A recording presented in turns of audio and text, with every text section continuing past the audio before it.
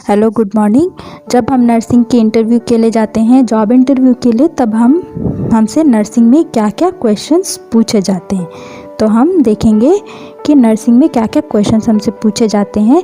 तो पहले हम देख लेते हैं कि व्हाट इज़ नर्सिंग। नर्सिंग क्या है? Nursing is the profession with in the health sector focused on the care of individuals, families and communities, so they may attain, maintain or recover optimal health and quality of life. Nurses may be differentiated from other healthcare providers by their approach to patient care, training and scope of practice. Nursing क्या है? Nursing interview में हम जब जाते हैं तो सबसे पहले हमको ये नॉलेज होना चाहिए कि नर्सिंग क्या है। तो नर्सिंग क्या है? एक ऐसा प्रोफेशन है जिसमें कि हेल्थ सेक्टर्स में मेनली हेल्थ सेक्टर पे फोकस किया जाता है, जिसमें कि हम क्या करते हैं, इंडिविजुअल का केयर करते हैं, फैमिलीज़ का केयर करते हैं और कम्युनिटीज़ को भी हम देखते हैं, और उनके ऑप्टिमल हेल्थ को हम क्या करते हैं, मेंटेन करते हैं, और उनके क्वालिटी ऑफ लाइफ को भी हम मेंटेन करते हैं। और जो नर्सेस होती हैं वो डिफ्रेंशिएट होती हैं अदर हेल्थ केयर प्रोवाइडर्स से, क्योंकि वो उनका सिर्फ अप्रोच कहाँ तक रहता है, मतलब नर्सेस का अप्रोच कहाँ तक रहता है, वो पेशेंट केयर करती हैं और ट्रेनिंग मिलता है उनको, और उनका स्कोप ऑफ प्रैक्टिस होता है। फिर है nursing practice in many specialities with differing levels of prescription authority. तो नर्सेस क्या करती हैं, वो अलग अलग फील्ड में उनको स्पेशलिटीज़ हासिल होती है कि वो डिफरेंट लेवल्स में जाके अपनी सर्विसेज को प्रोवाइड कर सकें। तो many nurses provide care within the ordering scope of physicians and this traditional role has shaped the public image of nurses as care provider. तो बहुत सारी नर्सेस क्या करती हैं, जो फिजिशियंस ऑर्डर करते हैं, मतलब जो डॉक्टर्स ऑर्डर करते हैं उस ऑर्डर को हम क्या करते हैं, फॉलो करते हैं, और यही एक ट्रेडिशनल रोल है जिसने एक नर्स को केयर प्रोवाइडर के नाम से इमेज दिया है सोसाइटी में। ठीक है। फिर however nurse practitioners are permitted by most jurisdictions to practice independently in a variety of settings. मतलब बहुत सारे जो नर्स प्रैक्टिशनर्स होते हैं उनको मतलब जुरिसडिक्शंस हासिल होता है कि वो बहुत सारा वैरायटी, मतलब डिफरेंट वैरायटी ऑफ सेटिंग्स में जाके केयर को प्रोवाइड कर सकें। और जब पोस्ट वॉर पीरियड होता है तो नर्स को एजुकेशन दिया जाता है कि जो एडवांस स्पेशलाइज्ड टेक्नोलॉजीज़ है उस टेक्नोलॉजी से, और जो ट्रेडिशनल रेगुलेशंस है उससे वो किस तरीके से केयर्स को प्रोवाइड कर सकें।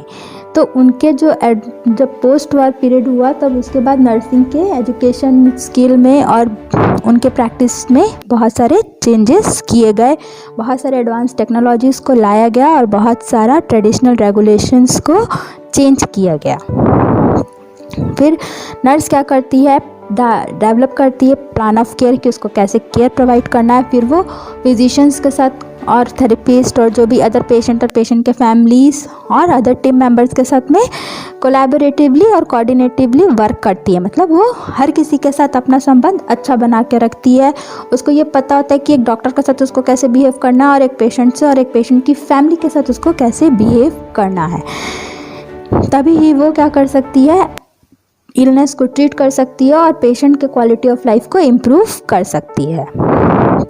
फिर यूनाइटेड किंगडम और यूनाइटेड स्टेट्स में जब एडवांस प्रैक्टिस करते हैं नर्सेस तो उनको क्या बोला जाता है, क्लिनिकल नर्स स्पेशलिस्ट बोला जाता है, क्योंकि वो क्या करते हैं, एज अ नर्स प्रैक्टिशनर वो क्या करते हैं, हेल्थ प्रॉब्लम्स को डायग्नोस करते हैं, मेडिसिन भी प्रिस्क्राइब करते हैं, और बहुत सारी अदर थेरेपीज जैसे कि फिजियोथेरेपी है और जैसे कि और अदर प्रोसीजर्स वगैरह होते हैं, वो सब भी एक नर्स वहाँ पर प्रोवाइड करती है, जो कि किसके ऊपर डिपेंड करता है, इंडिविजुअल के स्टेट रेगुलेशंस के ऊपर डिपेंड करता है।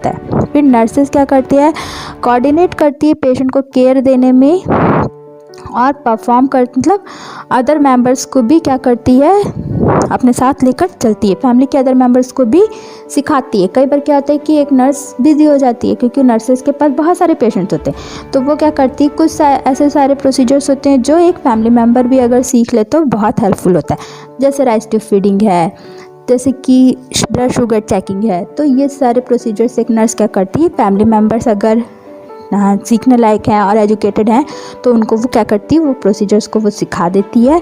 उसके बाद फैमिली मेम्बर्स खुद अपने पेशेंट का कभी राइस ट्यूब फीडिंग दे सकते हैं और कभी कभी उनका ब्लड शुगर लेवल भी चेक कर सकते हैं। जब एक पेशेंट डिस्चार्ज होकर घर चला जाता है तो जब ब्लड शुगर लेवल चेक करना रहता है तो कौन करेगा, फैमिली मेम्बर्स ही करेंगे। हर समय डॉक्टर्स और नर्सेस तो उनके पास अवेलेबल नहीं होते ना, तो इसलिए वो उनको टीच करते हैं वो प्रोसीजर्स। फिर एक नर्स क्या करती है, अपने जो हेल्थ की टीम है और जो थेरेपिस्ट और जो मेडिकल प्रैक्टिशनर्स और जो डाइटिशियंस हैं उनके साथ उसका कोऑर्डिनेशन बहुत अच्छा होता है। क्यों? क्योंकि उसको हर किसी के साथ मिलजुल के काम करना पड़ता है। फिर नर्स क्या करती है? इंटरडिपेंडेंटली केयर प्रोवाइड करती है, जैसे कि फिजिशियंस के साथ मिलके भी वो केयर प्रोवाइड करती है और एज अ प्रोफेशनल वो भी केयर प्रोवाइड करती है। मतलब एज अ प्रोफेशनल मीन्स उसका जॉब ही है एक सिक पेशेंट को, इल पेशेंट को केयर प्रोवाइड करना। तो अगर वो कहीं जा रही है, उसका ड्यूटी भी ऑफ हो गया और वो कहीं जा रही है और उसको रास्ते में ही कोई सिक या इंजर्ड पेशेंट मिल गया तो वो उसको भी रुक के केयर प्रोवाइड करेगी, बिकॉज उसका प्रोफेशन है कि वो एक नर्स है और एक नर्स का क्या जॉब है? केयर प्रोवाइडर का। फिर जब हम जॉब इंटरव्यू के लिए जाते हैं तब उसमें हम देखेंगे, अब हमने देखा व्हाट इज़ नर्सिंग, कि नर्सिंग क्या। अब हम देखेंगे कि डिफरेंट एसोसिएशंस ने नर्सिंग का डेफिनेशन क्या दिया। तो according to American nurses association nursing का डेफिनेशन है, nursing is the protection, promotion and optimization of health and abilities, prevention of illness and injury, elevation of suffering through the diagnosis and treatment of human responses and advocacy in health care of for individuals, families, communities and populations. Nursing क्या है कि ये क्या करता है? Protect करता है, promote करता है और एक इंडिविजुअल के हेल्थ के एबिलिटीज़ को प्रमोट करता है ऑप्टिमम लेवल तक और उसकी इलनेस और इंजरीज़ को भी प्रिवेंट करता है। और जो उसको सफरिंग हो रही है, मीन्स उसका जो सफरिंग है, मतलब जो उसको तकलीफ़ है वो बढ़ जा रहा है, तो उसको डायग्नोस करके उसका प्रॉपर ट्रीटमेंट करता है ह्यूमन रिसोर्सेज के थ्रू।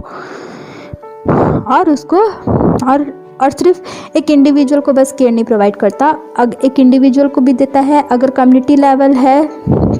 कम्युनिटी है तो वहाँ पे जितने लोग बीमार हैं तो उन सबको केयर प्रोवाइड करता है और पूरे पॉपुलेशन को भी एक नर्स केयर प्रोवाइड करती है। तो ये है एक नर्सिंग का डेफिनेशन, ये है प्रॉपर डेफिनेशन ऑफ नर्सिंग, जो कि किसके द्वारा दिया गया है? अमेरिकन नर्सेस एसोसिएशन के द्वारा।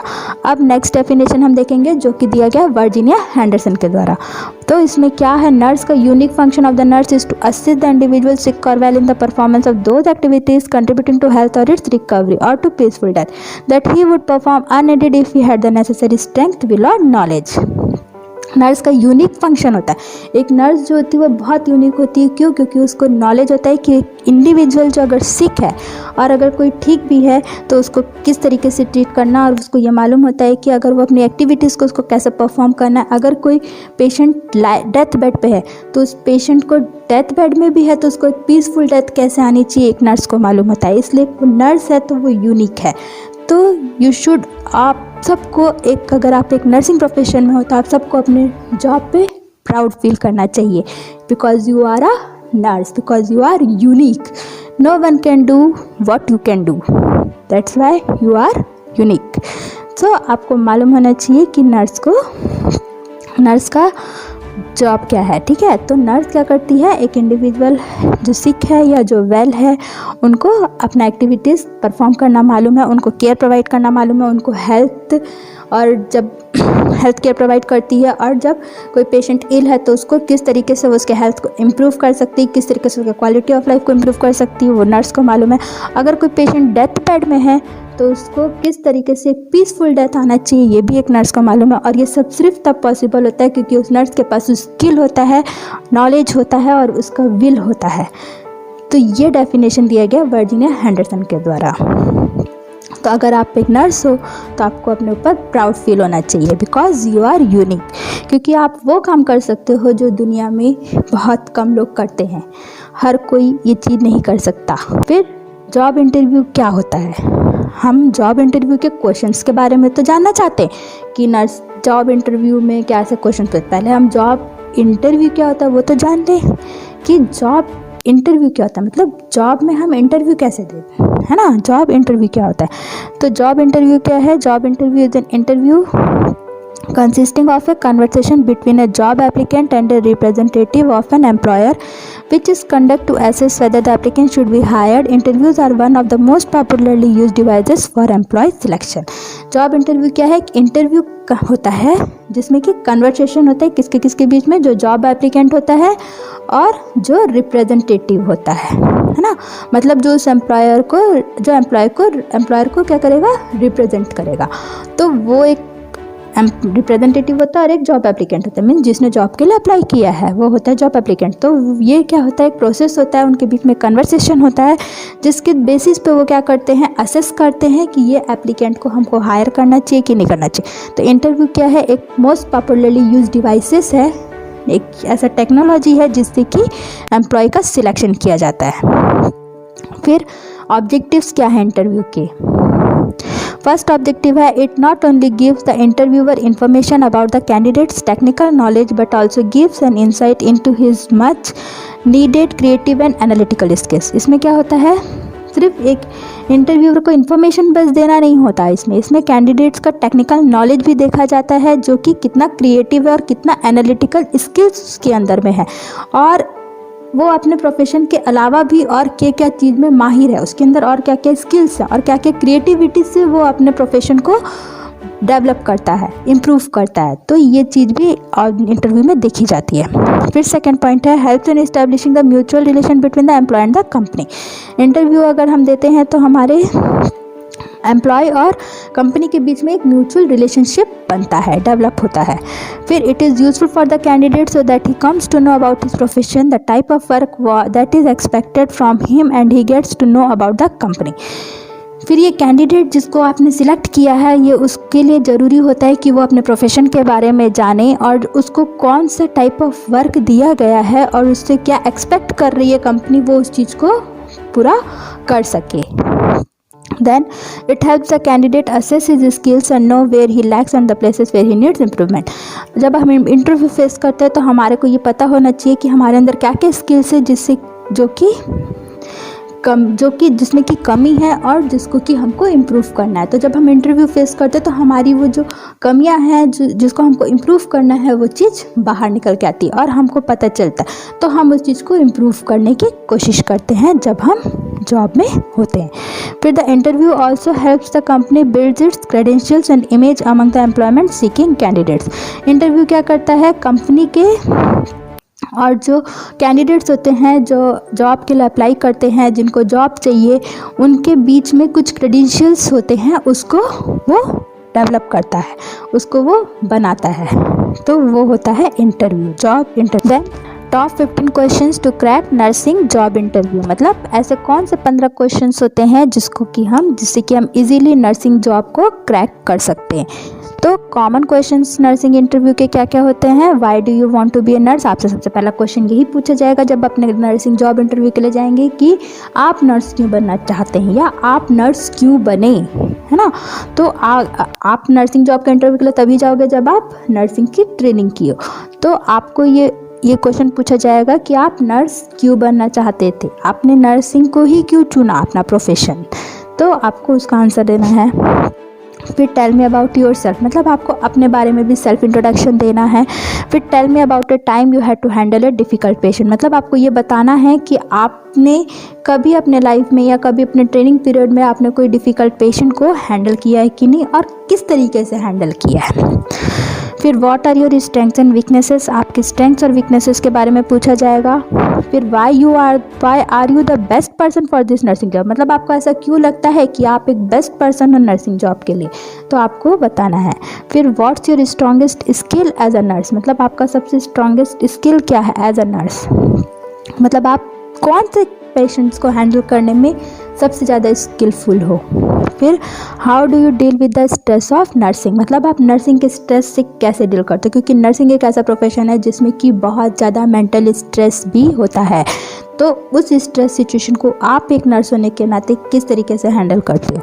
फिर tell me about a time you effectively educated a patient और देयर फैमिली, मीन्स आपको ये बताना है कि आपने ऐसा कौन सा टाइम था जब आपने पेशेंट और उसकी फैमिली को बहुत अच्छे से एजुकेट किया। फिर describe a time when you handled a leadership role, मतलब आपको एक टाइम पीरियड बताना है। आपसे पूछा जाएगा कि आपने अपने ट्रेनिंग पीरियड में कभी कोई लीडरशिप रोल प्ले किया है कि नहीं किया है एज अ नर्स।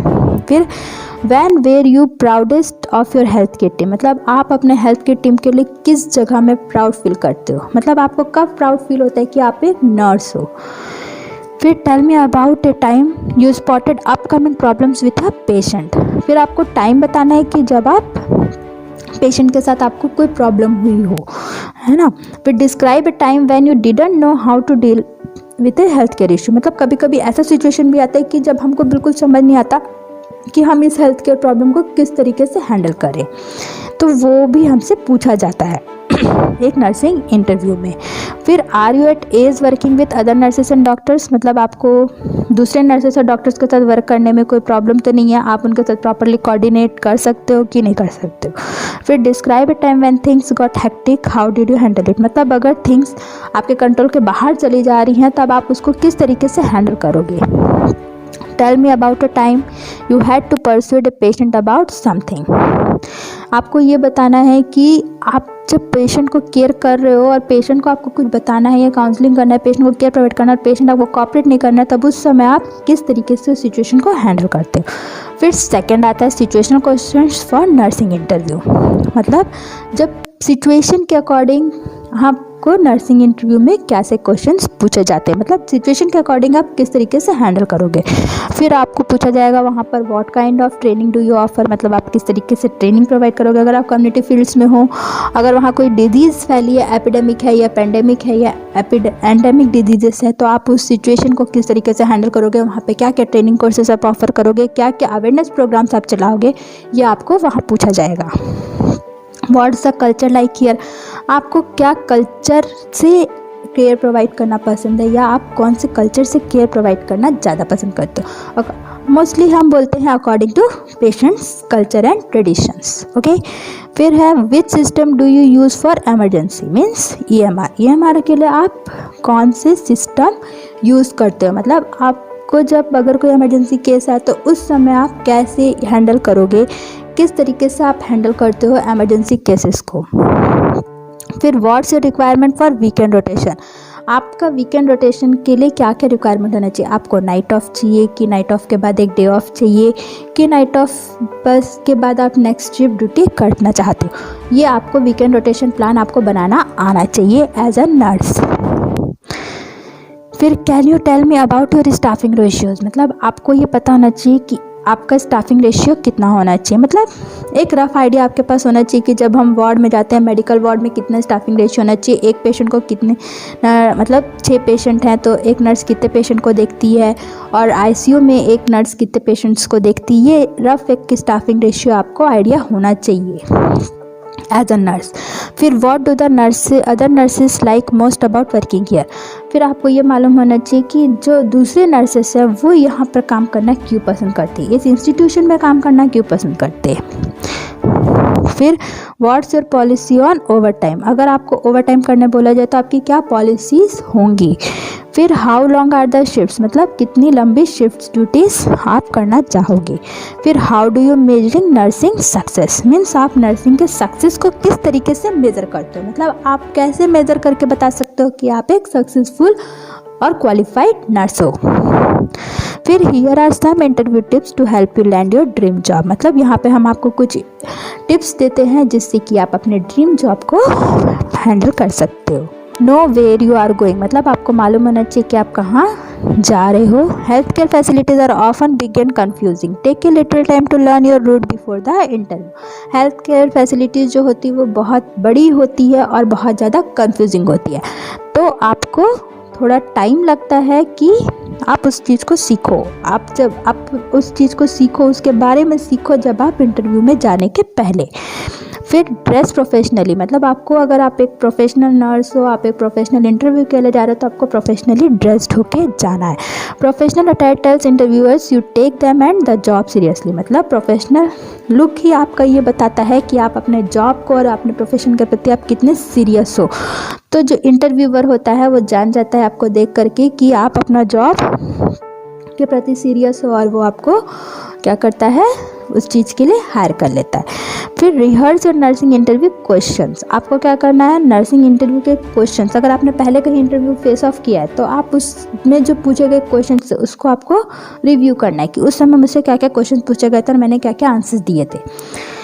तो आपको नर्सिंग इंटरव्यू के क्वेश्चंस याद होने चाहिए। फिर डोंट जस्ट प्रेप आंसर्स, मतलब आपको आंसर प्रिपेयर नहीं करना है, आपको सिर्फ क्वेश्चंस माइंड में रखना है और हर बार आपका आंसर डिफरेंट होना चाहिए और यूनिक होना चाहिए जब आपसे सेम क्वेश्चंस हर इंटरव्यू में पूछे जाए तो। फिर drill them until you can rattle them off at will। मतलब आपको पता होना चाहिए कि आपको क्या क्या क्वेश्चंस पूछे जा सकते हैं, जो कि हमने आपको पहले इंटरव्यू में बताया है। फिर पैम्पर योरसेल्फ, मतलब अपने आप को पैम्पर करना है, मीन्स अपने आप को proper get plenty of sleep before your nursing interview, make sure to eat and dehydrate too. मतलब आपको प्रॉपर स्लीप लेना है आज जब आप नर्सिंग इंटरव्यू के लिए जाते हैं। ऐसा नहीं कि आप बहुत ज़्यादा स्ट्रेसफुल सिचुएशन में हैं और आप इंटरव्यू के लिए पहुँच गए, तो आप कभी भी अच्छे से इंटरव्यू नहीं फेस कर पाओगे। आपको प्रॉपर अपने ऊपर कॉन्फिडेंस होना चाहिए और आपको प्रॉपरली अपना स्लीप लेना है, आपको अच्छे से खाना है, आपको अच्छे से पानी भी पीना है, ताकि आपका जब इंटरव्यू आप दो तो आपका गला ना सूखे। फिर लिसन एंड टेक नोट्स, मतलब जहाँ से भी आपने इंटरव्यू के लिए प्रिपरेशंस की है आप वहाँ का अच्छे से प्रॉपर लिसनिंग करना है और नोट्स आपको रखने। फिर taking notes on paper helps to listen, मतलब आप पेपर में लिख के रखिए। फिर it will also help you remember important details, finally it shows you care. मतलब आप जब नोट डाउन करके रखते हो डिटेल्स को तो आपको पता होता है कि मतलब इंपॉर्टेंट डिटेल्स जब हम पेन डाउन करके रखते हैं तो हमको पता होता है कि ये सारे इंपॉर्टेंट डिटेल्स हैं जो कि हमसे पूछे जा सकते हैं और ये सब चीज़ हमको ध्यान में रखना है, जो कि एक केयर को शो करता है। फिर what to bring to a nursing interview, मतलब जब हम नर्सिंग इंटरव्यू के लिए जाते हैं तो हमको क्या क्या चीज़ें अपने साथ लेके जानी। Bring folder that contain the following, means एक फोल्डर रखना है जिसमें कि बहुत सारी चीज़ें होती जो कि 1 किट फॉर ईच इंटरव्यूअर होना चाहिए, मतलब हर इंटरव्यूअर के लिए एक किट आपके पास रेडी होना चाहिए। फर्स्ट है कॉपी फॉर योर रेज्यूम, फिर copy of your nursing licence and other certifications, फिर any other letters of reference optional if you have. अगर आपके पास लेटर ऑफ रेफरेंस नहीं है, आप खुद अपने बलबूते कैपेबिलिटी पे आप जॉब इंटरव्यू के लिए गए हो तो भी कोई बात नहीं है, वो ऑप्शनल है। आपके पास है तो ठीक, नहीं है तो भी ठीक। फिर business card with A picture of your self, अगर आपके पास बिजनेस कार्ड है जिसमें कि आपकी फ़ोटो लगी है, अगर वो भी आपके पास है तो ठीक है और नहीं है तो भी ठीक है। फिर how you should behave as a professional nurse, मतलब अगर आप एक प्रोफेशनल नर्स हो, आपने नर्सिंग की ट्रेनिंग ली है तो आपको किस तरीके से बिहेव करना है आपको मालूम होना चाहिए। So these all are the common and situational interview question through which you can easily crack the nursing job. And first and foremost thing you have to keep in mind if you go for a nursing interview that you have to be self-confident and at least you have to respect the humanity and you have the quality to serve or help the people who are in need। ये तो common और situational interview question है जो जिससे कि आप easily nursing job को crack कर सकते हो। पर सबसे फर्स्ट और foremost thing as a nurse आपको ये मालूम होना चाहिए जब आप नर्सिंग इंटरव्यू के लिए जाते हो तब आपको अपने ऊपर एक सेल्फ कॉन्फिडेंट होना चाहिए और आपको ह्यूमैनिटी के लिए रेस्पेक्ट होना चाहिए, जिससे कि आप के अंदर एक क्वालिटी हो दूसरों की मदद करने की। तो जब हमारे अंदर ह्यूमैनिटी रहेगा तभी ही हम पेशेंट्स हो सकते हैं, वरना हम पेशेंट्स नहीं हो सकते। मतलब हमारे को अगर ह्यूमन बीइंग के लिए लव ही नहीं रहेगा तो हम केयर कैसे प्रोवाइड करेंगे, क्योंकि जो नर्सिंग प्रोफेशन है, जो मेडिकल प्रोफेशन है, उसमें हम एक जिंदा इंडिविजुअल के साथ डील करते हैं, जिंदा लोगों के साथ हम डील करते हैं, किसी मुर्दे के साथ डील नहीं करते। तो उसके लिए हमारे को क्या होना चाहिए, पेशेंस रखना है। तो हमारे और एक हमको सेल्फ कॉन्फिडेंस होना चाहिए कि हम ये चीज़ कर सकते हैं, हम इस प्रोफेशन के लिए बिल्कुल सूटेबल और परफेक्ट हैं। And you also must know that every individual has its own identity। मतलब हमको ये पता होना चाहिए कि हर इंडिविजुअल की अपनी एक ओन आइडेंटिटी होती है, चाहे वो रिच हो चाहे वो पुअर फैमिली से हो। सो हमको you have to respect and provide care to the individual with their own identity and always provide them care with love and proper affection. तो हमको क्या करना है, हर इंडिविजुअल को हमको रेस्पेक्ट करना है और उनको उनके इंडिविजुअल की ओन आइडेंटिटी के ही बेसिस पे हमको उनको केयर प्रोवाइड करना है और उनको हमको केयर, लव और प्रॉपर अफेक्शन के साथ प्रोवाइड करना है। जब हम प्रॉपर लव और अफेक्शन हम किसी पेशेंट को देंगे तभी ही पेशेंट हमसे कोऑपरेट करेगा, तभी ही पेशेंट हमसे बात करेगा, तभी ही पेशेंट खुल के हमको अपनी सारी प्रॉब्लम्स बताएगा कि उसको ये प्रॉब्लम कब से थी, कब हुई, किसके द्वारा हुई, क्यों हुई।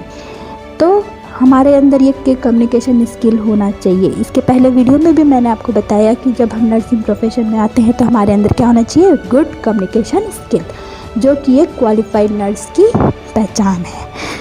तो that's all for this topic. मेरे को लाइक और सब्सक्राइब कीजिए और बेल आइकन को प्रेस करिए और इस वीडियो को ज़्यादा से ज़्यादा शेयर करिए ताकि हम आपको ऐसे ही नए वीडियोस और नए अपडेट्स देते रहें। So thanks for listening.